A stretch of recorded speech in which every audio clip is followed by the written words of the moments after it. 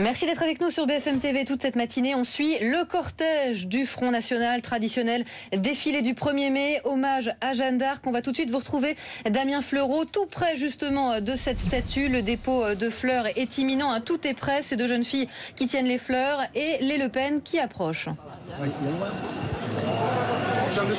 Exactement, je vois juste derrière moi la tête du cortège avec des slogans que l'on entend depuis ce matin, depuis le début de ce cortège. Marine présidente, François Hollande démission. Voilà un peu pour l'ambiance générale de cette manifestation, cette traditionnelle manifestation du 1er mai, avec cette étape incontournable depuis maintenant plusieurs années, un dépôt de gerbes au pied de la statue de Jeanne d'Arc, place des Pyramides dans le 1er arrondissement de Paris, avant de filer vers la place de la Concorde. Alors Marine Le Pen, vous le voyez avec son père Jean-Marie Le Pen qui s'approche et donc qui vont déposer cette gerbe avec inscrit sur cette gerbe « À toi Jeanne d'Arc pour la France ».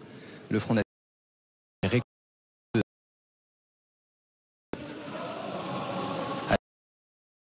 entonné par les quelques dizaines de milliers de manifestants.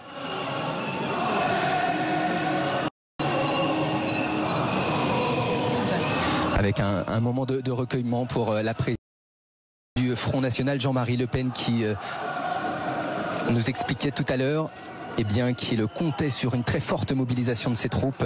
Un 1er mai particulier puisqu'il est entre deux scrutins, celui des municipales passées, qui a permis au Front National d'avoir plusieurs milliers d'élus, près de 1600, qui défilent en tête de ce cortège.